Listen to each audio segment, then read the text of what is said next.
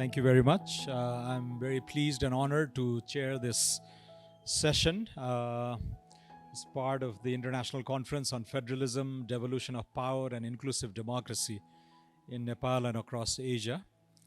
I know we're running about 20 minutes late, I think, so I'll try to make up for that lost time, and I seek cooperation of my fellow panelists and commentators. I'll make whatever I need to say towards the end when I make my concluding remarks. So let's start without further ado, Soviet Subedi on his paper on provisional devolution for intermediate governments. 15 minutes, and I'll warn you at the 10th minute. So I'd like to get to the topic of the presentation right away, just to make up for the time that we have lost. Is we have already heard today about province government in different lights. Also the fact that province governments have not been devolved proper authorities. The objective of my paper or our paper, and I'd like to take everyone's name here. So Suraj Ray, Parsuram Upadhyay, and Sumina Karki, who have contributed to this paper. And so what we have tried to do is we have tried to understand the public policy space that provinces have within the constitutional mandates, but also within the devolved mandates of the province government. By devolved mandates, I mean everything that has been devolved to the provinces by the federal government. So in terms of the overview of our research, what we have tried to do is, again, it's the scope of powers for public policy at the provincial level that we have tried to understand. And I think what we want to do is, like, I hope this contributes to our understanding of what province governments are, what their powers and processes for delivering policy outcomes are. And also we want to contribute to the theoretical literature on policy making at federal systems. So that's the overarching goal of our paper. In terms of province government is an intermediate structure. We have argued that it is an intermediate structure. There's not much of an argument there. But we also want to take you back to the fact that while we say provinces are new structures, there are elements of new there, but there are also elements of old quite intact in that structure. So first of these is that the logic of these intermediate structures, primarily in spatial demarcation, comes from some logics of development reasons. So it's not entirely new per se. And the other, if you look at the devolution of powers that has happened after the promulgation of Constitution, you'll see that many of the organizational structures of the previously intermediate structure, which is the regional development units, and also the district offices that has been given to the provinces. So some of these logics have been persistent in the intermediate governance structure from the centralized governance system to the federal system. So in terms of provincial tiers actually making some departures, if you look at the constitutions, what are some of the departures that provincial tiers have made?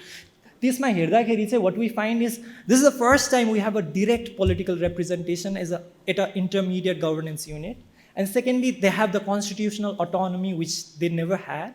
And finally, they also have policy-making powers. This is the first time we have an intermediate governance structure that has some form of policy-making power, right? And if you look at the political and constitutional mandates of these provinces, what we see is, like we've been said, so many of the speakers have pointed to the fact that many of the jurisdictions don't really, they contravene with each other, of local government and of federal government. But the internal logic of our, can you please take the slide forward? Yeah, so the logic of our federal system is obviously cooperative federalism. So what does that mean? It means that there's going to be shared jurisdiction. And it does not, I don't think our exclusive jurisdiction or jurisdiction, the concurrent and exclusive clearly delineates all of the authorities, primarily because the logic is that this is supposed to be a shared jurisdiction where the federal government makes a framework legislation, and then the provinces and local governments will have authoritative powers in those jurisdictions. Else, if we look at the Constitution, there are a lot of contravening powers, which will again come back to, okay, the Constitution is not clear enough. But if you go back to the logic of cooperative federalism, that's the whole logic, is that we are bound to have shared jurisdiction. Similarly, local governments are completely autonomous tiers in our federal system. This is also stated, but what we need to understand is that my panelist has written a paper on that, which describes our federal system as an hourglass model of federalism, where the federal government is quite strong, the local government is quite strong, but the provinces are not. So that's another of the constitutional mandate that we see.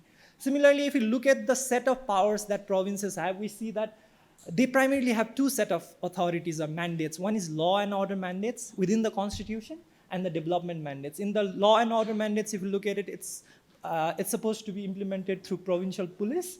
But development mandates, there's a list you can, list, I think there's like 21 odd list we can make of this if we include both the shared jurisdiction and the exclusive ones, right? But the Constitution also sets a certain direction for where these sort of mandates are supposed to head towards. One is, it gives an overarching function for these provinces or the federal tiers, which is to end all forms of discrimination that came through centralized unitary system of governance. And many of you have been well knowledgeable about what those discriminations were, so I do not have to explain that, but if the questions may arise, I'm happy to do that. Okay, within these constitutional and political mandates, what has the devolution been like? And we have said that there has not been enough devolution, and we're not even looking at that, right? We're just looking at the devolutions. Within that devolutions, what we see is, what we have argued is, these devolutions are primarily provisional. And what do we mean by that? By provisional, we mean that these authorities can be retracted at any time by the federal government. And there are three reasons for that. Why we call provisional devolutions is because, one, the executive decision over framework legislation is the primary modicum through which these devolutions are made. If you look at all the explicit authorities in developmental mandates, these are done through executive decisions, not through framework legislation. So again, if you go back to the idea of cooperative federalism, if you don't have framework legislation, you don't have much of a devolution anyway. So the second point that I want to point out is the way these legislations are brought forth, the provisions and the sequence of these devolutions are done, it leaves a lot of ambiguity. If you look at the Police Act, or the adjustment of police, or even the adjustment of civil service, what we see is the terms and conditions of the civil service that is adjusted to the provinces or local government. We still don't have it. We don't have those terms and conditions, but the adjustment is still already done. So what this gives to the actors who are supposed to implement these set of functions is because they are sort of in a uncertainty, they are in a period of transition, which has sort of affected the institutional growth of the provinces as well. And the other way we can also argue that these are provisional is the federal government has not just tried, but successfully maintained control over key officials. And if you look at forestry in terms of adjustment, 68% of all forestry service employees are adjusted to the provinces. But the key official, which is the DFO, is still, the hold is still maintained, despite the fact that there is one framework legislation already in place in forestry, that is still maintained by the federal government. So what you have is a lot of devolutions, but these are provisional, right? And there are several factors why even these provisional devolutions are done. You can say like the Constitution had to be implemented, so that's done. There were also decentralization reform agenda, especially in health and education, that sort of became a precursor for these devolutions to actually take place. But most importantly, what we see is the fact that political federalism preceded other forms of federalism was one of the major factors why this devolution from the federal government had to be made. So in that sense, the provisional devolution has, you can interpret in a very different light as well, where you could say like federal systems are essentially provisional. They are permanently provisional, as a Canadian scholar has argued. So these are supposed to be a matter of political negotiations, right? So now we have sort of understood what sort of powers these provinces have. We have also attempted, this is still a preliminary exercise, but we have attempted to see what the provinces have actually done within these sort of authorities. Let me go to the next slide. So if you look at provincial powers and public policy around it, we can obviously categorize provincial policies or any form of policies in 4 categories: distributive, redistributive, regulatory, and constituent policies. So the province governments, again, can only frame distributive policies and constituent policies, one for institution making, one is development related, right? They don't, in our opinion, they don't have the authority to exercise regulatory policies and redistributive policies because there is a harness on their taxing powers. I think if you look at the older administrative tax administration, only 10% of that tax administration is actually devolved to the provinces. If you look at the figures in terms of how much revenue they have been generating, the provinces have been only generating 10% on average of internal revenue of their own internal, of their whole budget, right? So, despite the fact that they can only implement distributive policies, we see that they have made some attempts to sort of extend that policy space. And we have taken two novel examples here. One is Mukhyamantri Beti Bachao Beti Padhao Abhiyan in Madhes, and another is Ghar Ek Dhara program in Gandaki province. And now we're not saying that these are successful policies. We're just saying that these policies have, in a way, sort of expanded the horizon of public policy space for provinces. And how have they done that? They have good political legitimacy because they have been able to identify a particular regional problem that was quite prominent and needed some sort of resolution. We can also have other arguments on that, but I'd like to proceed further. 5 more minutes, yeah. So in terms of the processes of public policy at the province government, we see that province governments have sort of copy-pasted many of the processes. The constituent policies that we're talking about, they have sort of copied from the federal level, right? So, and this has primarily done in the preliminary architecture of the provinces in terms of the 7 ministries that were established or the O&M that was done. These were pretty much determined by the federal government, right? So because the province governments were not in office yet. But also, province government have mimicked like the constituent policies and conventions of federal government, including in the annual planning process. So they have a planning commission. All of the 7 provinces have a planning commission where the annual programs and policies are supposed to come out and go to respective ministries. But if you look at this process, this is sort of a copy-paste process of the federal level, right? And what we see is like, even though they are purportedly supposed to follow the periodic plan, we can debate about the quality of this periodic plan, but even the periodic plan that provinces have, that's not really followed, right? And that's true for, I suppose, for federal government as well.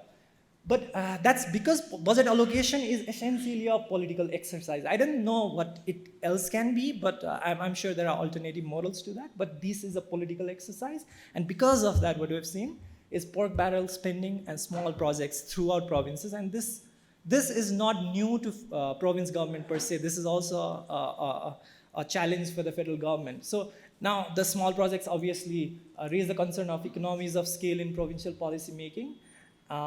And also the implementation is quite weak because of lack of human resource. They only have 60% vacancy, but even in terms of expertise, I think that can change. Even in terms of different provinces, that can change. And also, they've not really made any attempts to do fiscal transfers to the local government. Again, the point comes to local government and province government not having that interlinkages that are necessary. One would be fiscal transfers, but they have not really prioritized that. One thing that distinguishes provincial policy making from federal level, even though both are relatively weak, is in monitoring and evaluation. But like the administrative data collection in provinces is especially weak. Yeah, I mean, like for researchers like us, it is such a hassle to just like get some aggregated data to show that, okay, provinces have done this, right? If you look at the economic surveys and progress reports, that the data is just checkered, so you don't get a coherent narrative of what provinces have been able to do in this last 7. Even though we can see some novel policies, they have actually done a few things that have expanded their public policy space and gained some amount of political legitimacy. Can you go to the last slide? Yeah. So what can we infer from this? How can we conceptualize provincial public policy? So most of the authorities devolved are in the development domain. So there is obviously, these are the domains where provinces' public policies will be focused. And primarily, they will be distributive. I don't see, again, unless police is devolved to the provinces, primarily provinces will be executing distributive policies. And even these distributive policies, they have a bottleneck because of provisional devolution, because any of these authorities can actually be retracted. And again, like the federal government has been, the province government has been mimicking the federal government sort of constituent policies, and as similar problems have like fettered there. So, but they do have a relative, as the novel policies have shown, they do have advantage in problem identification and also in agenda setting and sort of gaining that policy legitimation, which perhaps is not possible for federal government across the board, because that sort of plurality might not come from federal government. But I just want to make a concluding remark before I leave that development regions did not succeed, in some sense did not succeed in Nepal. And this is according to the framers of development regions who has argued that the 5 development regions, they became a method for putting programs in 5 different provinces. They're not really developed as a regional integrated sort of whole, right? And I think provinces have come in that space and have some opportunities because of their policy-making power to actually pursue that integrated development. And we have seen that through that policy legitimization of 2 noble policies. I'm not extending too far beyond for that, but I'm sure if we have provincial governments representatives here, we'll find those sort of examples as well. But I think they're already doing something that has not happened in Nepal's sort of governing structure. So on this note, I'd like to conclude my points. Thank you. Thank you so much. Thank you very much. A gentle note to the organizers. I think it would be very useful to have a screen up front.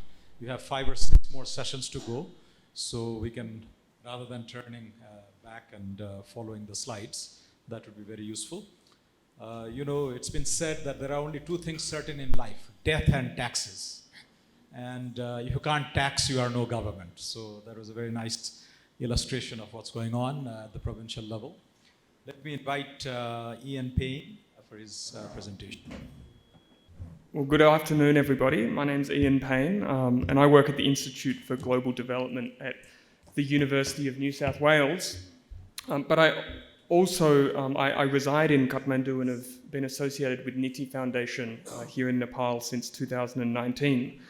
And in fact, I worked at the Asia Foundation right when we were setting up the subnational governance program supported by the Australian government. And so it's a real delight to see that program continue to flourish and grow.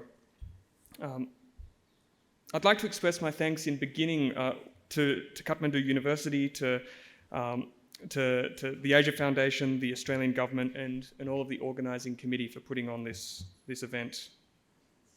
For several years now, my collaboration with NITI Foundation has supported a program of research and policy praxis where we've been looking at the constitutional bodies in Nepal. Next slide, please.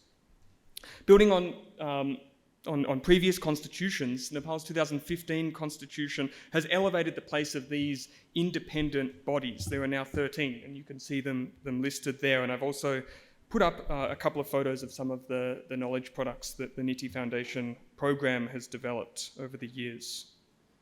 While in some regards Nepal is at the forefront of this constitutional innovation, that is the creation of bodies that operate independently from other branches of government, the other branches being the executive, legislature and the judiciary, institutions that are designed to guarantee that key constitutional promises will be respected over time.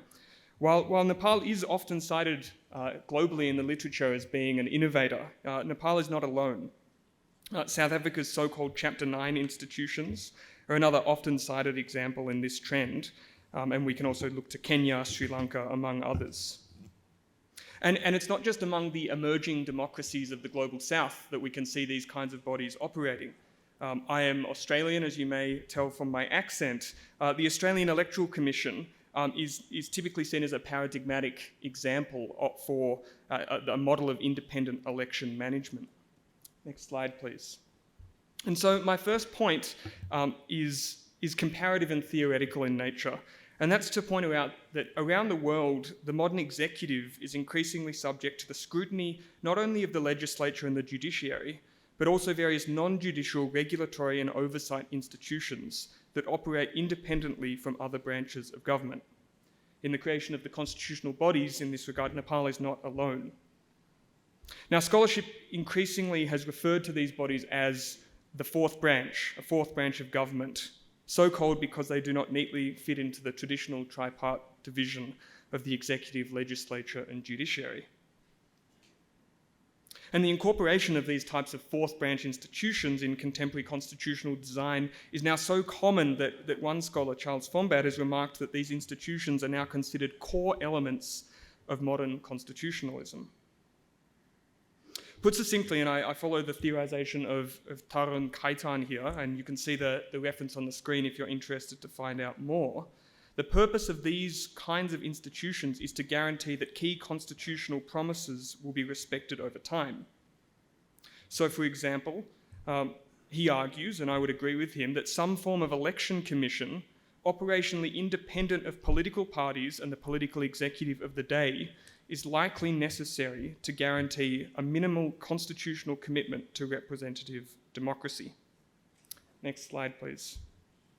And so what about federalism? I've been asked to say a few comments about how these bodies intersect with federalism in Nepal. First, thinking about fiscal federalism. As regards Nepal's federal system, the constitution seems to be very aware to the potential for fiscal imbalances to undermine subunit autonomy. And I know that there's several papers being presented on fiscal federalism here at the conference, and so I won't go into more details on that point. The Natural Resource and Fiscal Commission, the NNRFC, was established with a mandate to be directly responsible for designing and implementing two important pillars of federalism in Nepal, fiscal and natural resource federalism. And to do so in a way that is insulated from the centralising politics of Kathmandu. This was a debate that was had in the Constituent Assembly, and if you look at the records of those CA committees, you can see that there were several pro-federalist, so-called pro-federalist committee members who feared that the lack of such a body would inevitably lead to the implementation of a form of fiscal federalism in Nepal that would favour the federation, the central government in Kathmandu, and do so in a way that would be highly detrimental to the newly created provinces and local governments. And so we can see this even in the NNRFC's own documents, that it has a cognition of its guarantor role, or as it frames it, it says that it's the custodian of fiscal federalism in Nepal. And so my first point as regards federalism is that the 2015 Constitution gives the constitutional bodies considerable authority to implement and oversee primary elements of federalism, particularly fiscal federalism. But how else does the federalism shape and intersect with Nepal's constitutional bodies? Next slide, please. Well, beyond the NNRFC's direct and explicit role, we also see that the constitutional bodies are shaped and shape federalism.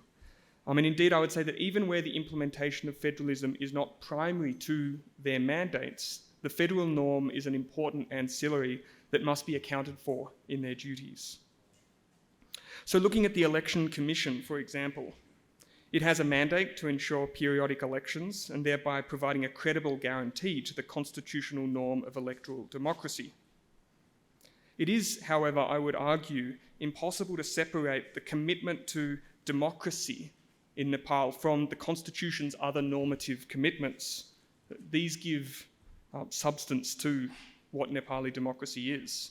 And so, for example, in Article 74 of the Constitution, which sets out the form of governance for Nepal, and I'll quote that here, it says, "This Nepal shall be multi-party, competitive, federal, democratic, republican, parliamentary form of governance based on pluralism." And while being careful not to collapse many concepts into one, which just confounds analysis, I think it's clear that terms like multi-party, republican, parliamentary, and federal all provide important substance to the democratic form envisaged by the 2015 Constitution. And while democracy by definition does not require republicanism, you can have democracy without parliamentarianism, even without political parties, and you can certainly have democracy without federalism. Without these characteristics, I think we would fall short of the democratic regime envisaged and constitutionalized in Nepal. And so, insofar as the guardianship of electoral democracy is concerned, in a federation, an independent election management body, here the Election Commission of Nepal, assumes the responsibility to guarantee the democratic norm across a multiplicity of political communities within the federation, each with their own set of independent democratic institutions. Turning also to the National Human Rights Commission as another example.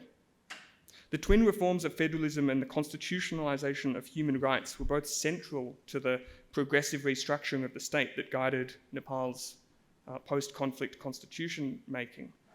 And we've heard people speak about this already today. And under the 2015 constitutional dispensation, federalism and human rights will interact with each other to shape governance outcomes.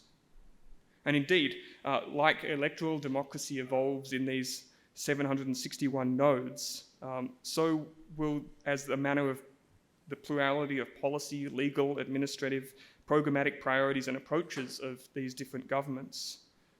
They will all have different needs and priorities and respond to different political dynamics. And this has an impact on the enjoyment of human rights in these different jurisdictions. There are both significant challenges posed by the federal system to the enjoyment of rights, but also importantly, also great opportunities. What does it look like in practice for the NHRC in the domain of human rights to perhaps interact and intersect with this in the federal context? Next slide. In a NITI Foundation analysis that I've been part of, and I also recognise my colleague, Professor Hare Dungana, who's with us, who co-authored this, we argue that there are several ways that the NHRC can support the protection of rights, in particular looking at local government, including supporting their capacity to protect rights and help close the accountability gap that exists at the local level arising from its own institutional design. And while this is not the NHRC's primary objective, through supporting and upholding human rights at the subnational level of government, the NHRC can also support a deepening of federalism. So in summary, the constitutional bodies have considerable capacity to strengthen and sustain the federal norm. Next slide, please. And beyond the implementation of their specific mandates, federalism provides the underlying environment within which the constitutional bodies exist. But more than this, the federal norm, I would argue, ought to shape their orientation and essential functioning. And so it's perhaps clear to see how the federal system ought to structure the constitutional bodies as institutions. And indeed, this is where much of the focus has been. And so the various constitutional bodies have restructured their subnational office infrastructure to align with the new federal architecture, by and large establishing provincial offices in addition to their headquarters here in the Kathmandu Valley. And I've had a conversation with colleagues over lunch about some of the difficulties encountered, especially some of the new institutions in this. And so as the point I made earlier, the new federal architecture requires tailored engagement, which in turn requires an enabling organisational structure, and I think it therefore makes sense to have some kind of provincial level of engagement. But further to this, I think that federalism should do more than just shape in an arbitrary way, merely replacing one mode of geographic alignment, perhaps the development regions or the districts, for another in the provinces. Federalism is about bringing government closer to the people, and this is a normative ambition that should shape all institutions of the Nepali state, the constitutional bodies included. And here, just a quick comment to say that institutional design does matter.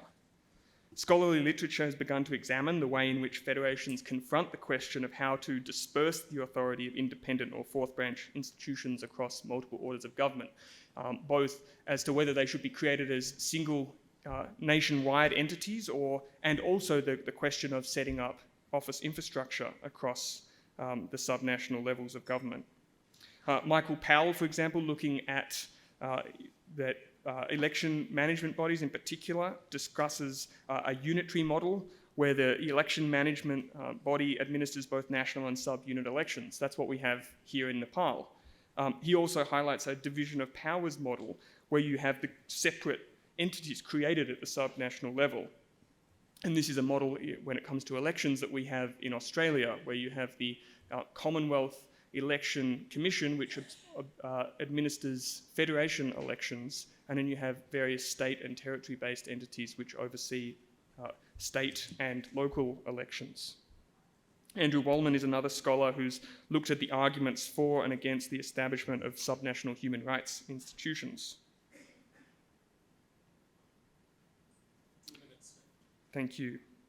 It's important when we're thinking about these discussions to assess whether the design of Nepal's constitutional bodies is actually supporting the devolution of power, or whether they continue to actually reinforce some of these historically ingrained tendencies of the Nepali state.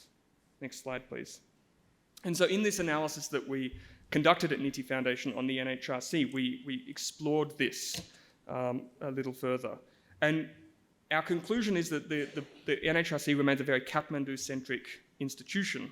It's far more sensitive to federal concerns than those at the subnational level, and in particular, the extent to which issues become salient in national political legal discourse.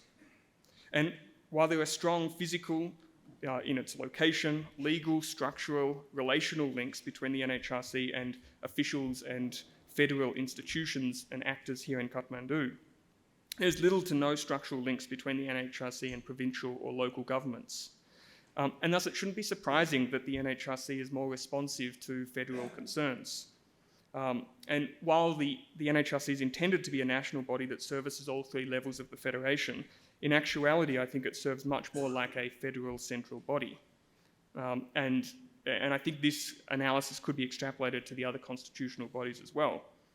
And so I think this is just one example where beyond their actual mandates and functions, we can see ways in which perhaps the constitutional bodies impact federalism and perhaps in a way that undermines or weakens the federal norm. Next slide, please. And as my final reflection, despite the constitutional body's direct and ancillary mandates to implement and guarantee the federal norm, their connection to federalism, despite the ways in which federalism conditions and structures their orientation, my conclusion is that the fourth branch alone cannot guarantee or defend federalism in totality. We shouldn't look to it as some guarantor of the federal system, and we shouldn't expect it to be. For one, the constitutional bodies are highly specialised institutions. They're not generalist institutions looking after federalism, they're looking after very particular mandates. And even the NNRFC, which has a very explicit federalism upholding mandate, cannot and indeed ought not to extend beyond its constitutionally enshrined mandate. And so in closing, I want to be clear that my previous comments about the NHRC and its relation to the devolution of power, I'm not seeking to place all of the blame here at the constitutional body's feet themselves. We're all aware of the very constrained political economy of federalism within which they work. And very practically, as I've already said, they've faced significant issues in just obtaining authorization from the Ministry of Finance to open offices at the subnational level. But what I am seeking to highlight is that these bodies do have real and functional outcomes that impact on the Nepali Federation. And while we can't expect or hope the constitutional bodies, individually or combined, to act as guarantors of federalism, they have an important role or roles to play, and this shouldn't be overlooked. Thank you very much. Thank you.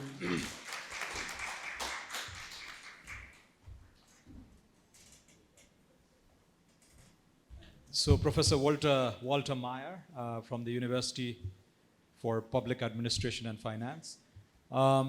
I will leave it up to the commentators to speak as they wish, but I am perplexed by both the presentations. I think the crux was the de jure, the legal script looks fine, but the de facto political incentives don't seem to be aligned with the spirit in which many of these legal texts were drafted. So this perpetual tension in governance on how to marry the de jure and the de facto seems to be a big puzzle in Nepali governance. So I hope at least tangentially the comments will also touch on that. But the floor is yours for 10 minutes. Okay. So namaste, dear Professor Bipin Adhikari, close friend now and for many years in the past, dear guests and colleagues, ladies and gentlemen. It's not the first time I'm in Nepal. I was here in 2014 and 2015 teaching 1 month the students. And I'm happy that I met some of them of that time. Today, they are now federal officials. Congratulations and best wishes. I have a presentation of about 1 hour sent to Bipin, but don't fear, I'll take 10 minutes for the first part. I will talk about the first chapter. It concerns Germany, but is in most cases also interesting for Nepal. So if you're looking for an answer to the question why after Second World War it was just Germany that as only big country has got a federal constitution, this answer can be found easily. Already in past centuries, Germany had been a construction of individual principalities, duchies and kingdoms, and even the foundation of the Reich, the empire, in 1871, and the Republic of Weimar of 1919, after the First World War, did not alter this basically. In those times, two federal structures continued to exist. It was only the Third Reich under Hitler and the Nazis that destroyed these structures and replaced the historic forms by a unitary state to ensure a total exercise and control of power and dictatorship. After the Second World War, the Allies in West Germany prescribed the foundation of a federal state. Their hope was that the fragmented power, typical for a federal state, would avoid durably an accumulation of power in the heart of Europe. As the system corresponded to the historic development in Germany and to the ideas of the politically responsible Germans after the Second World War, it rapidly gained a firm foothold and today is still an undisputed basis of our German political system. In East Germany, the Soviet rulers established a unitary state, although after the Second World War, not less than 45 years until the day had passed, till the reunification in 1989. The former German Democratic Republic organized itself in 4 Länder. Germany has 16 Länder, that means countries, and 4 of them are in the reunited East German part. Though there were vehement disputes over details of the Federal Republic of Germany, like the financial equalization, the sharing of finance between the Länder, the foundations of the federal state are so strong that even the central policy in Berlin does not dare to question its principles. It's even not unusual that the policy of Berlin is considerably influenced by politicians of the Länder too. Nevertheless, please let me begin in brief with the essential disadvantages of the federal system. Two of them are prominent. A federal nation is expensive, and second, a federation is also maybe slow. A federal system is expensive. This is a direct consequence of a federal state's nature. You can only speak of a federal state if there is a vertical division of powers. That means that both the central state and each land need to have all three powers, legislative, judicative, and executive. Only the tasks within these powers are shared between the federal state and the Länder. This naturally applies in Germany that a central state with 16 Länder has 17 parliaments. You have 7, so at least 8. 17 parliaments, 17 elections have to be carried through, and in many fields, 17 ministries are existing for one sphere of competence. If, as a consequence, the accomplishment of statal duties actually becomes more expensive, depends on how well duties are distributed, and especially how well duties are divided vertically to avoid double work. If this is the case, administration in a federal state might even be less expensive, as the accomplishments of duties on the spot is often more economical. Second advantage, slowness. The second big disadvantage of this system is that it partly works rather slowly. This is on the one hand due to the constraint of participating the Länder in all legislative processes of the federal state, and on the other hand to the fact that if the Länder have the sole power of decision, there exists a very high demand of harmonization between the Länder themselves. The Länder, for example, have the competence for the universities and their training to ensure that all study courses are recognized throughout the federal state. The core issues have to be adjusted very exactly in the Kultusminister Conference, the Conference of the Ministers of Education. But now the advantages. I name 4 main advantages. First, closeness of decisions to the subjects in question. The fundamental law of the Federal Republic of Germany, the Constitution, is divided on the principle of subsidiarity that you probably already know from the European Union. So the European Union can only work if it has its own legislation and administration. It means that the statal duties are, as a principle, carried out on the lowest conceivable statal or local level. Only if this lowest level is not able to handle them, these duties are executed by the next higher level. In the Federal Republic of Germany, this goes so far that even municipalities directly carry out statal duties to a large extent. The Länder not only execute their own laws, that is the laws of their own parliaments, but to a large extent federal laws and federal duties too. Even the building measures for federal administrative bodies and for the armed forces, like unemployment offices, radar facilities, military airports, federal motorways, are not executed, as you may think, by the Federal Republic, but by the Länder.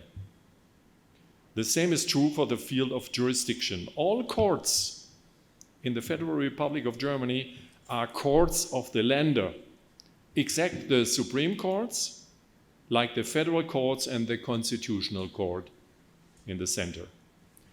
We have even constitutional courts in every land for judgments in the field of the constitutions of the lender.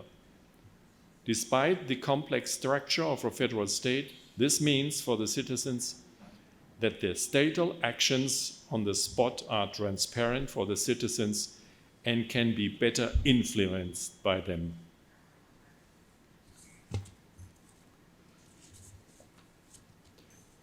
Second, another advantage is the closeness to citizens. The central state is regulated on the basis of a rigorous indirect democracy. That means that although the citizens have a right of voting persons, they also has not the right to vote on laws. Exception, the restructuring of the lender. There they can vote themselves. In a democratic system, closeness to citizens cannot only be realized in the executive fields, but also by the people's vote of persons. That means by voting the parliament.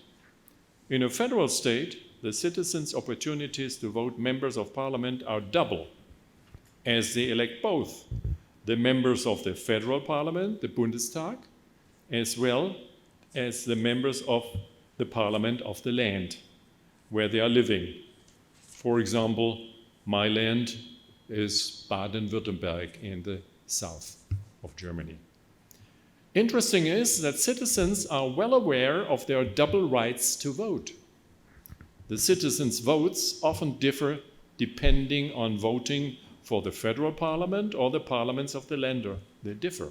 As a whole, the way citizens are voting is showing an increased sense of responsibility, as those voters who from one election to the other are swinging from one party to the other, and this is constantly rising. Please wrap up, sir. Okay?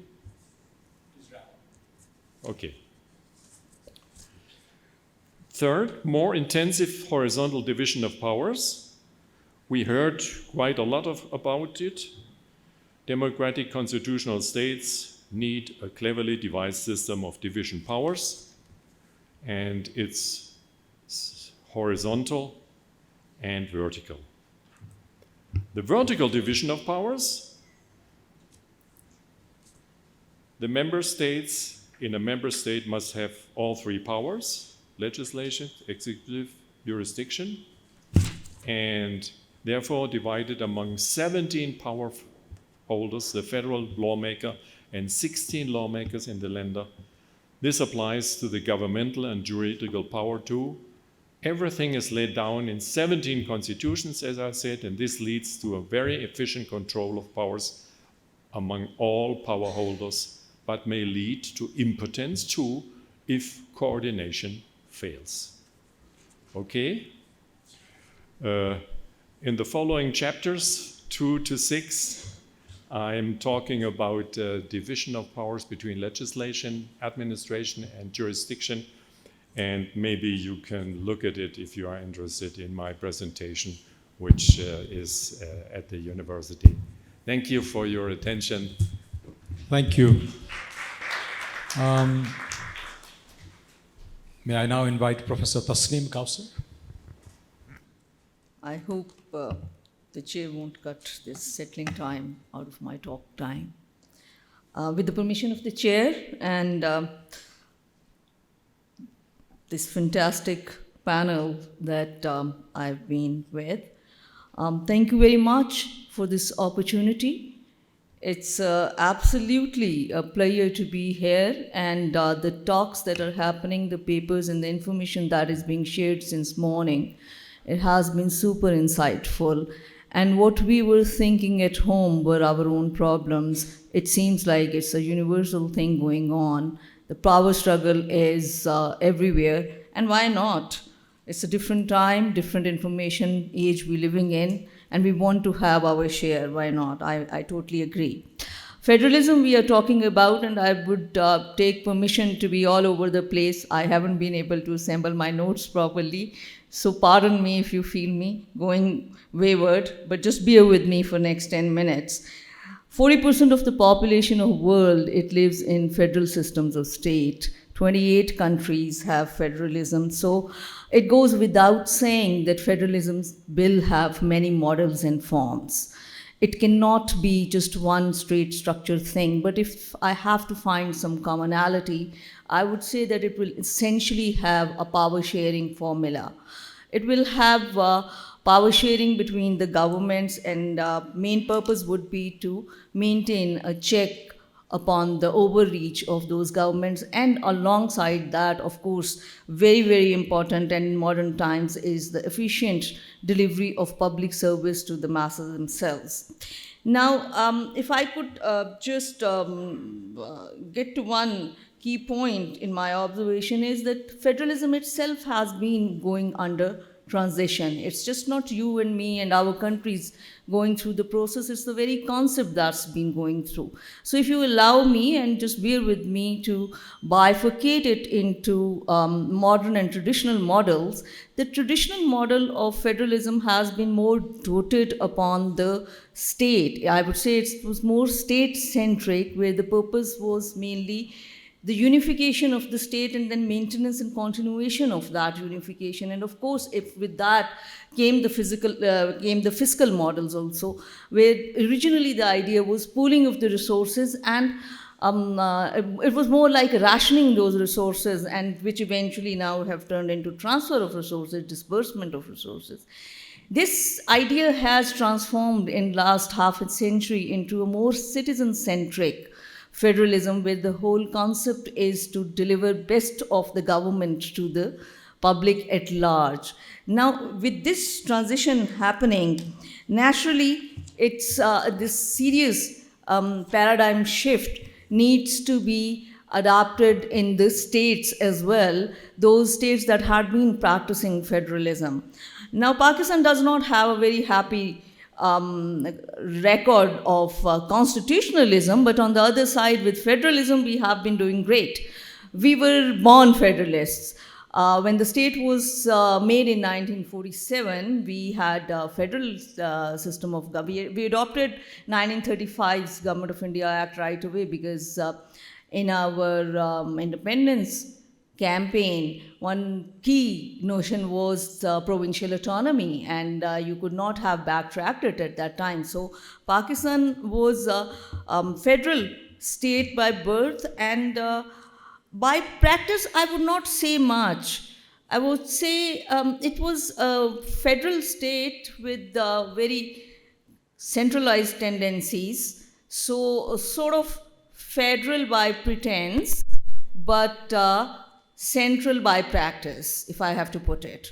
And that's how the federalism has happened. But one positive, if I have to notify, had been the acceptability of federalism from top to bottom tier. Federalism had been the only model, apparently, that the citizen have consensus upon. Let me give you a very little example about it. In the past, the government, there had been some suggestions here and there about changing the system to presidential form and then maybe unitary structures, and that was not liked much by the masses. So commitment to federalism is pretty strong in Pakistan, but whether federalism in essence is strong in Pakistan or not is another question. At the moment, Pakistan, we have 4 provinces. We have one federally administered capital territory, and we have one administrative province, which is like not of the full status of province. So with that, and we have the population of 26 million strong we are by last census.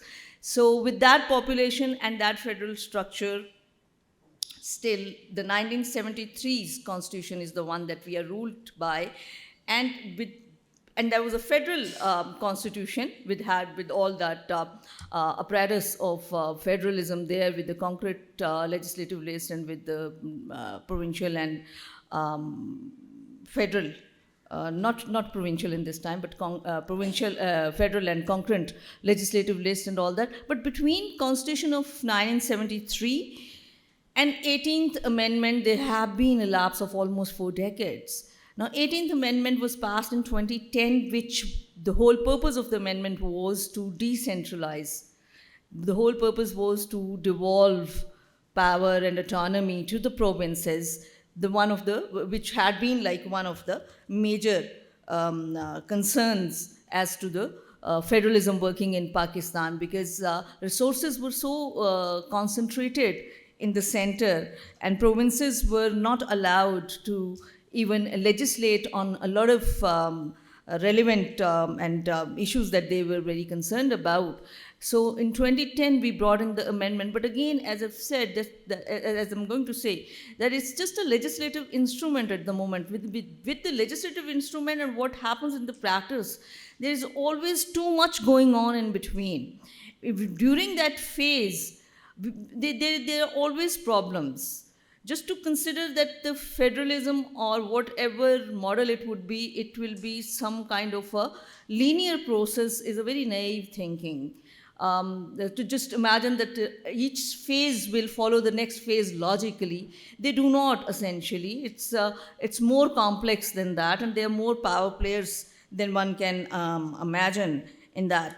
So alongside that, we have federal government, central government as such, we have provincial governments, and we do have local governments. But I have to bring it to this audience that we haven't been very strong at the local government level. We have had, since 1973, prior to 1973, in 1960s, we had basic democracies. We tried to inculcate, because it was at that time, we were not very sort of like we didn't receive the direct fruits of modernization of the concept of federalism. So there was some attempts to introduce local governments, and we did once in 60s, and then we did again in 80s, and now we have 2001 statute, I believe, Local Governments Act. So we made those 3 tries for having local governments. In Pakistan, the structure is more about provincial and federal, where local governments, they do not enjoy much autonomy, and they're more like a sort of a managerial apparatus to deliver some basic services, but nothing more than that. And so most of the time, the federalism-related questions in Pakistan, they are the questions of power struggle between the federal and provincial governments, and some of them, and because 18th Amendment, it devolved a lot of powers on the provinces, particularly in terms of health, education, and now we saw the results of that in COVID-19 when provinces were disagreeing with the center's policies, and because the health was provincial subject, so a lot could not have been done by the center, and it really created some kind of sometimes deadlocks between the 2 sides. So those kind of issues have been there, and you see, another very major problem with Pakistan is that as a post-colonial, we have been grappling with extra-constitutional stuff. We have been grappling with extra-constitutional interventions. And in that context, and now I'm going to just take a thought exercise like that. If you could replace your monarchy with the colonial structures, maybe you can understand better. It's like under the colonial structures, bureaucracy in particular, and some ruling elite, they develop themselves into superstructures. So when Pakistan transitioned into an independent state, as a post-colonial society, those superstructures also, because those superstructures had immense experience of ruling already, those superstructures, they took over. Please wrap up. Huh? I'm about to, right? So in that context, we had difficulty, we are grappling with the difficulty of those superstructures, right? They push us back into centralization. Masses on ground, they're pushing towards the elaboration and federalization and dissemination of power up to the grassroots level, right? So in that context, of course, in Nepal, you are just fortunate, you have nothing to worry. These are birthing problems. I can assure you, I mean, as much as my academic experience is concerned, federalism is an excellent model. It is a model to go to, and I don't see much of the fortune for other models, particularly with the kind of information age we are entering into, where each person needs some ownership of what's going on. Each person needs responsibility to be posted somewhere. With those kind of contexts, this is the model to go for. And the problems are transitional problems. It will take time, and each society will have to grapple with their own issues in their own time and in their own way. There is no one-size-fits-all solution to problems. Thank you very much. I hope I haven't transgressed. Thank you. Thank you. Now let me invite the third commentator, who is Mr. Trilochan Pokhrel from the Nepal Administrative Staff College. Thank you, Chair, for allowing me this time, and also thank you for this opportunity. This conference has been in a very high time that the discussion about federalism, it needs to go further. In a given time to me, if I'm about to overrun the time, please warn me, so I'll try to confine myself within the given time. I'll limit my discussion within the papers, around the papers. And through that, I'll also share my observation. Well, both of these papers are very well written, very lengthy papers, and you need to have time to read several times, to fully understand what is there. I managed to read once only, so maybe I may have a partial knowledge on that. Please excuse me. The first paper is written by Swedi and his team on the provisional devolution for intermediate government. I found it's very well written. It's archiving the evolution of federalism and also the major debates around it, which is good itself. And the use of term like provisional devolution, I was a little bit confused when I started reading it, but as the paper progresses, it makes sense, and I see merits of the phrase. And I also realized that constitutional allocation, as the chair he was highlighting briefly earlier, it's not sufficient for devolution of powers. There are spaces for all the executive and framework laws. And the authors, they have emphasized on the need for framework laws for making provisional devolution into a permanent devolution, which is a very important point that we need to realize. The paper has cited a lot of examples and also has brought some fresh insights and first out insights from the key actors of the federal structure, particularly from the provincial level. And the paper also has given several accounts.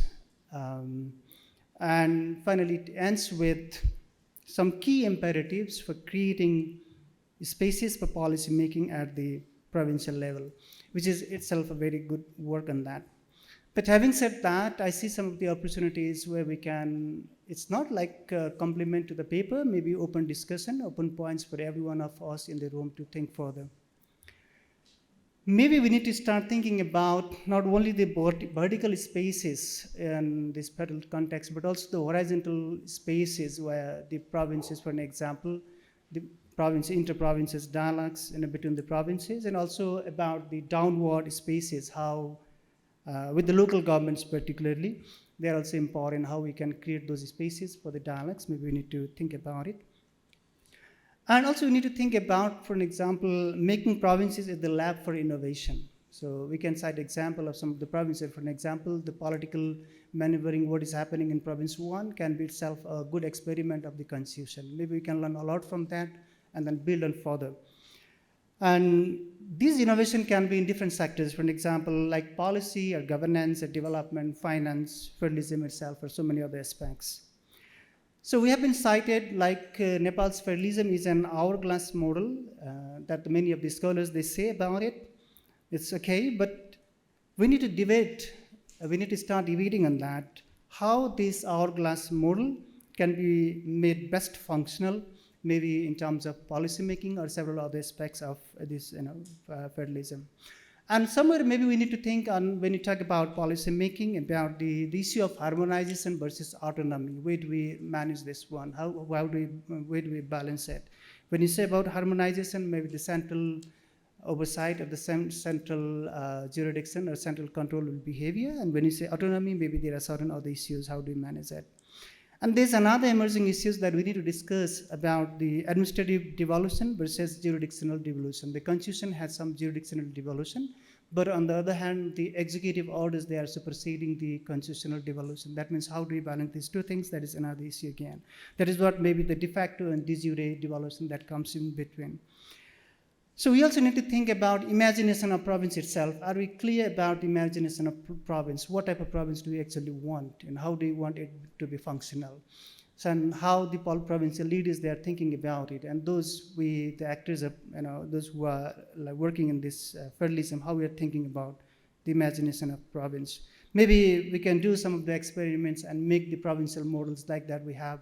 Sometimes we say it's a Gujarat model or the Kerala model or some other model. So can we think of these types of model then make province more the innovation center?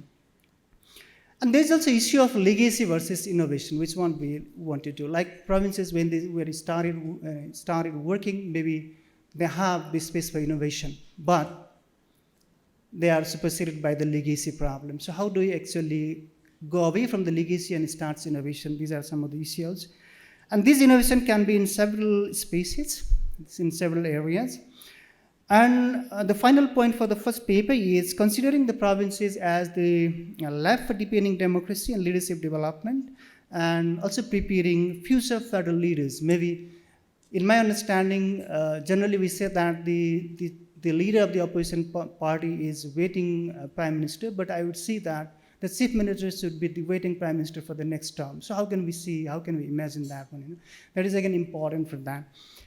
And one framework, particularly this paper has suggested the advocacy coalition framework for policy making. I really do not understand why only that theory has been used in that paper. Maybe there are several other important theories which can think about.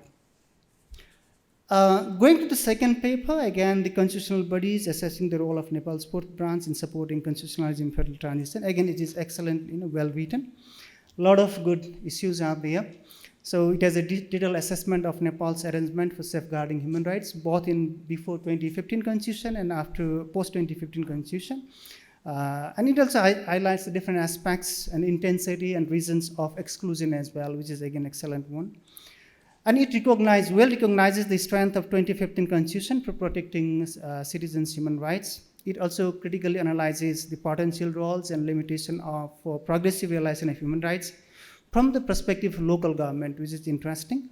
And while recognizing the collective responsibility of all tiers of the governments, the paper promotes local government as which can be very instrumental for like safeguarding the citizens' right, and also advocates for the devolution of fourth branches, particularly the National Human Rights Commission at the sub-national level, for creating a framework for oversight and checks and balances. And that can be, the paper says that can be instrumental for protecting civil rights and entitlement. Again, having said that, there are some points that I'd like to highlight here, which can be again useful for the discussion. So we also need to think about the relative risks of violation of rights. Which sort of the government has higher possibility of violating the rights? Is it the local government or provincial government or federal government? Maybe we need to think about it, and then we need to argue in some way. And also there is a paradox of authority. The authority could be of different types, like the coercive or regulatory, fiscal, administrative. And we see local governments are at the bottom of these all authorities. So we need to think in different way. And also it talks about the limitation of separation of power of the local government. The paper talks about it, but needs to see further the drawbacks of this arrangement or the benefits of this arrangement as well. If there is no separation of power, maybe there is something political idea behind it. So what could be that? And how critical is that? If there is no separation of power, how critical is that for the sake of human rights or many other things? I think we need to also think on that. Maybe it is demanding something more, like does it mean that we need to explore further and develop models how local governments are supposed to function at the current arrangements, for example, while making policies, laws, and defining development priorities? How would they engage with the citizens and social institutions?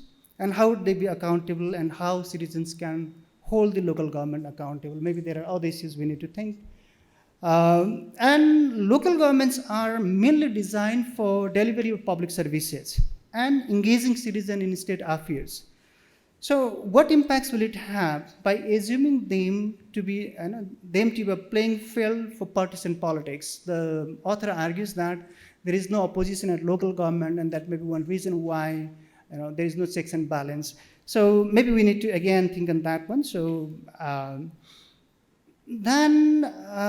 okay, two more points I would like to highlight and then end up here. Local governments actually, they do not have powers for law and order. As per the Constitution, does not give the local government power for law and order. Hence, the idea of gaining legitimacy, how do local government, they hold the authority to govern then, Maybe we need to think again in different way. Maybe they gain that legitimacy through the engagement of citizens. So if that is the one way of getting legitimacy, so are there spaces for engaging citizens in the local government, in policy making, in law making, or any other things there? Maybe this is one area where you need to think it differently. And also we need to maybe acknowledge that the diverse capacity of the local governments in terms of their endowments, their population, social capital, geography, and many other things. Maybe these differences may lead to unintentional violation of civic rights. Then how do we actually address that? Then finally, so let me conclude with this point. And I see in all these outset for the both papers as a conclusion, I see that federal government, particularly the federal government, it has to play the pro-federalist roles for strengthening the capacity of subnational governments, so that they will be able to deliver the constitutional mandates. Because we believe that federal government has better capacity compared to others. If it has better capacity, it has to be more accountable, it has to be more responsible. Thank you very much. Thank you. I've been instructed to allow up to 6 questions. So if you could raise your hand and identify yourself, we can get started with the questions and answers. Yes, the gentleman there. Good afternoon. I'm Alok Prasanna Kumar. I'm from India, and I'm one of the co-founders of Vidhi Center for Legal Policy. My question had to do with something that 2 of the speakers mentioned. The context, and this is the last point, which also I think Mr. Trilochan mentioned, which is this law and order aspect. Now, my understanding again comes from the Indian context, where police is directly under the state governments, and there is concurrent jurisdiction on law and order both at the union and at the state levels. Was there some historical reason, or or more openly, was there a particular political reason why police is not directly under the provincial governments here in Nepal? Thank you. Thank you. I think we'll collect at least 3 questions. Well, maybe who wants to take that question? Law and order, yeah, Sovit. Nepal was a unitary state for a very long time. So naturally, the policing power was with the central government. However, the precursor to the federal restructuring agenda, the Madhes movement, one of the primary agenda that came out there was actually policing was one of the, I recently found out that it was one of the, what do you call it, Nara in English? It was one of the slogans that police had to be more representative, and it had to be devolved to the provinces. So that was the demand, and it sort of reflected in the constitution as well. But historically, since it's a centralized institution, even though there has been a law that has come out which has said that there's going to be a restructuring, but it is still in the process, and I guess it's sort of a legacy effect. But also, again, going back to my presentation on provisional devolutions, there's a bit of that as well going on. Thank you. Yeah, my question is on the fourth power. I mean, you mentioned, sir, about the importance role that fourth power institution can have. But what if the central government, the federal government, is not interested at strengthening? Like, for example, National Human Rights Commission, Nepal. It's weak. I mean, we know that it should have much more support, more resources. The same, I guess, can be said for the Electoral Commission. So if the federal government is not really keen nor interested, what could be done to strengthen these fourth power institution? Thank you. Thank you for your question. A very good one and very pertinent for Nepal. Perhaps in beginning to answer it, I would say that I think these are often bodies which are thought of as independent from the executive and the legislature, and therefore that independence means somehow completely removed. But we know in practice how, for example, they are appointed, how they receive their monies, etc. There is this connection both to, well, especially to the executive, but also the legislature. And so one of the ways is one scholar. So Tarun Kaitan, he actually says that we should theorize these as what he calls post-partisan institutions, and post-partisan in the sense that they require the buy-in of both the governing coalition or the governing executive, but also the opposition. And so we see that in Nepal, where the head of the opposition is part of the Constitutional Council, who is therefore supposed to or charged with appointing these bodies. And we've seen controversy there here in Nepal in that regard. And so therefore I think it becomes a real problem. You asked the question of what if the federal government or the executive's not interested in these types of bodies? Then I think we see that they will languish and struggle to function. And I think we see that here in Nepal, in particular with the rights-based institutions which have been starved of funds and resources. And so I think we should expect that in the same way that you might, it's not exactly the same, but similar to the way that if a federal government is not interested in a particular ministry or agency, we would expect it to languish. And so similarly, I think there is a connection to the federal government, and so therefore we shouldn't expect that kind of independence. That independence doesn't mean total separation, and so therefore I think there needs to be that lobbying or that engagement of the federal government and of the opposition, so that they can see why these types of institutions are actually important and should be invested in. Any more questions? Hello, sir.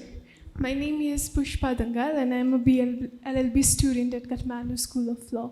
So my question is related to the slides you presented earlier, and you stated there that the constitutional bodies are important for the federal resilience. So what do you specifically mean by the federal resilience? Can you be more elaborative on that?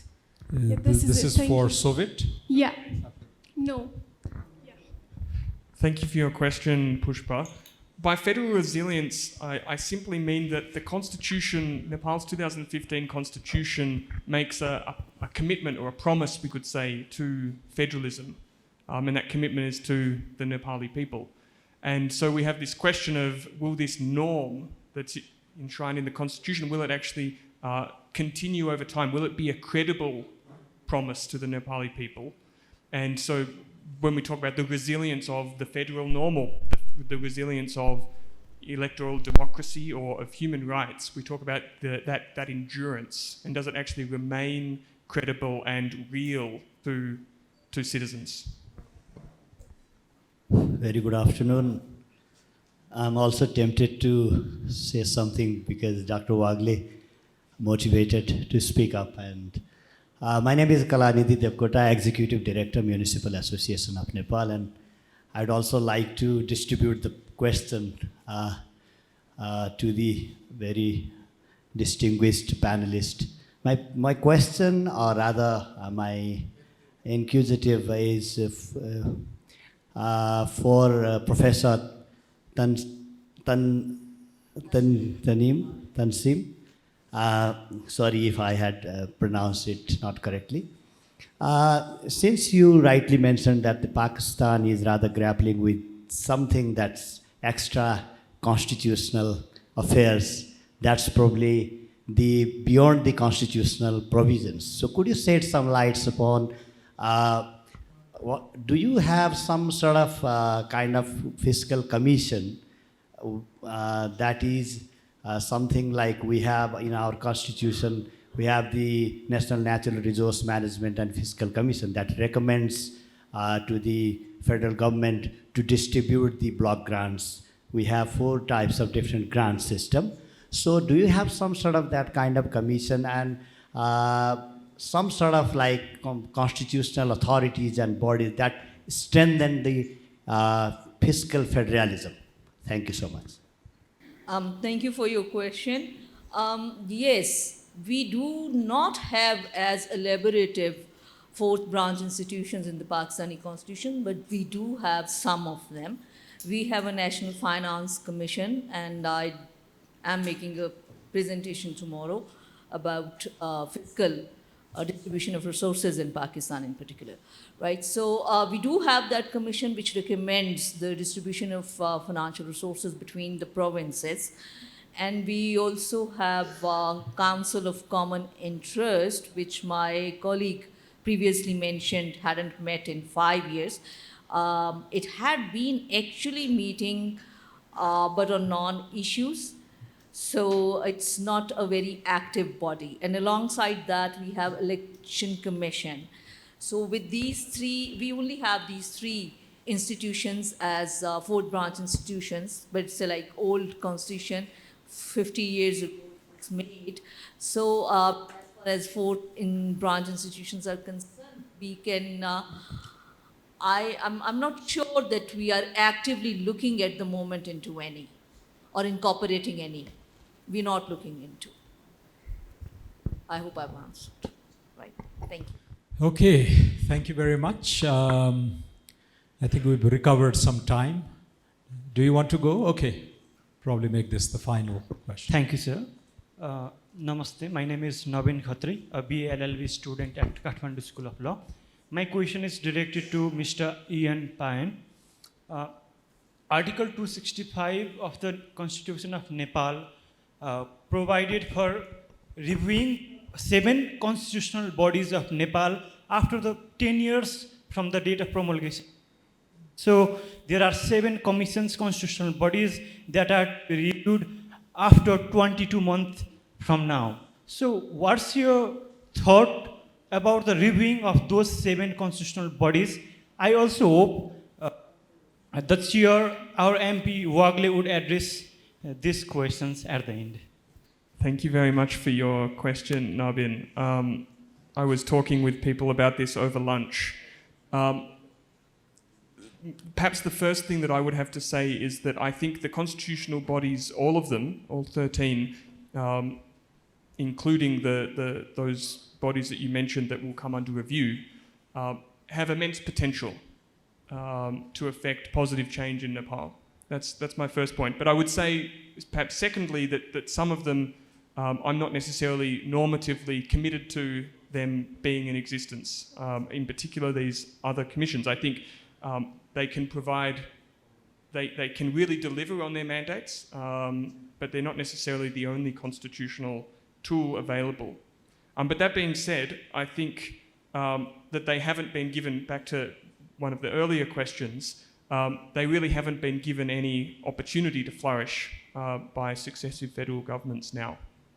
And I think at the moment, you're very right, you point out 22 months. There is a degree to which there's a ticking clock on some of these bodies, and we're not exactly sure what will occur through that review. But I think what's important is that review actually occurs and is very transparent, and we have some kind of discussion about how we go about evaluating these bodies, and then evaluate them in light of the context that they find themselves in, one in which they didn't have commissioners for many years, and since then they've had constrained resources and opportunity to act.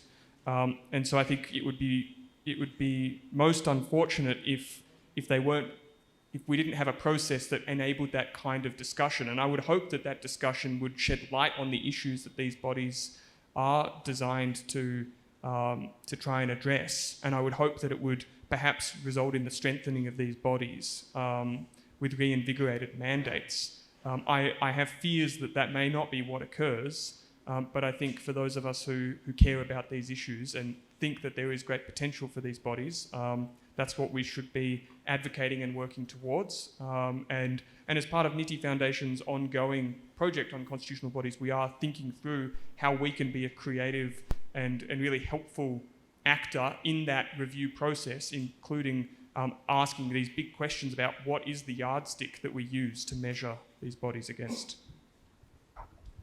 Okay, thank you for this very interesting session. I think we heard a diversity of views, two papers, interesting papers, shedding light on different aspects of implementing federalism in Nepal. We had a specific a set of comments on those two papers. The two country cases sort of complemented that. They didn't focus specifically on the papers, but it was good to hear authoritative accounts from Pakistan as well as Germany. There's a famous opening line in the novel Anna Karenina by Leo Tolstoy that says, all happy families are alike. Each unhappy family is unhappy in its own way.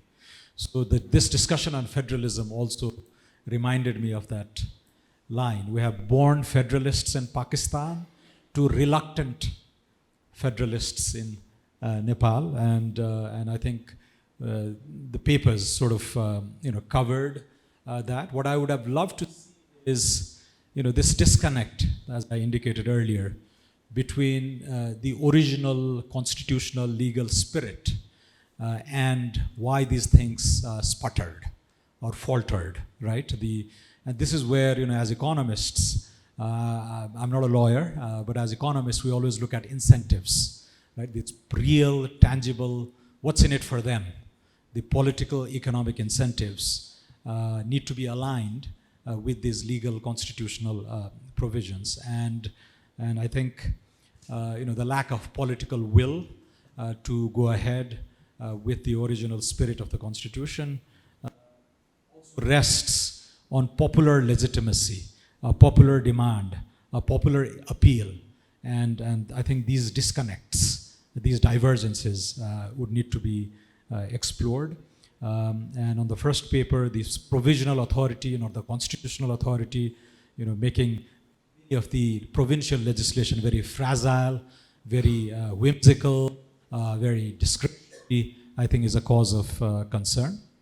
On the second paper, Ian Payne's paper, I think it's an interesting case study on how a unitary entity like the NHRC can still mapped to function more effectively by aligning their mandate with the local governments, because a lot of the issues are actually very local in nature, right? Many of the human rights are violated, in the households, in communities, and I think a better way to align the unitary mandate with the federal shape of our constitution would be very helpful. I liked his statement that independence doesn't mean separation, right? You don't need to be agnostic about what's going on to still be impartial and effective and independent. I like the Germans always do things very well, right? So even the federalism seems to be, maybe it's the wrong use of the phrase, but almost like a gold standard. It to be said of Germany that it's a very big country for Europe, but small for the rest of the world, right? The problem with Germany is it's too big for Europe, too small for the world, but that's no longer true.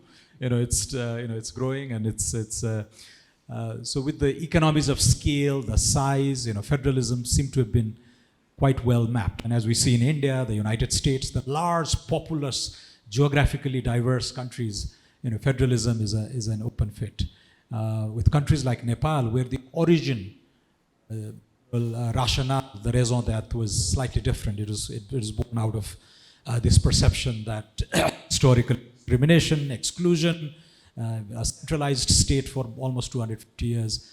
So I think, what is your starting point matters in how this journey is evolving in different countries. But nonetheless, very interesting reference case for Nepalis. Pakistan is always an interesting case, and you started as a country with federalism, but I liked your observation about how the extra constitutional interference sort of gets in the way sometimes. I assume you are referring to the role of the army there. I also like this anecdote that in other countries, states have an army, and Pakistan, the army has a state. So that complicates a lot of things. But I liked that, your own challenges, but this evolution from a state-centric model of federalism to a citizen-centric model is what binds us all, right? It's a common journey that we share. Two interesting comments from Trilochan Pokhrelji. He is asking greater clarity on what these advocacy coalitions are expected to be. The authors of this paper would refine it and give it a stronger theoretical and a practical sort of mooring. And on the second, I think his suggestion was on to acknowledge the diversity of the competencies and capacities of local governments, right? Each unhappy family is unhappy in its own way. So I think that principle might be applied there. On constitutional bodies, it's again, this is where the divergence is, right, in Nepal, the de jure and the de facto. Always a good idea. They have a 6-year tenure, basically to transcend political cycles. And they were not supposed to be subjected to political whims, political interference. They were supposed to be shielded so that they could really function impartially, effectively, without being subject to these, the day-to-day humdrums of politics. But that's not the case in Nepal, and this is what we need to chart our reform agenda towards. They're completely captured by politicians, and they are an extension of their overall patronage network, right? So that is killing the original spirit in which these constitutional bodies were designed. So, and particularly with the anti-corruption body, the election commission, and the other constitutional bodies, I think this issue of capture and patronage, if we don't de-link these entities from those influences, I think the very purpose of setting them up in the way they were originally envisaged, the way originally conceived, is going to be self-defeating. So that's the reform agenda that I personally am interested in when you talk about the larger systemic malfunction, malgovernance in this country. I think those are the kind of issues that we're looking at. So thank you very much, and all the best for the rest of the sessions. I need to rush to Tamang. Thank you.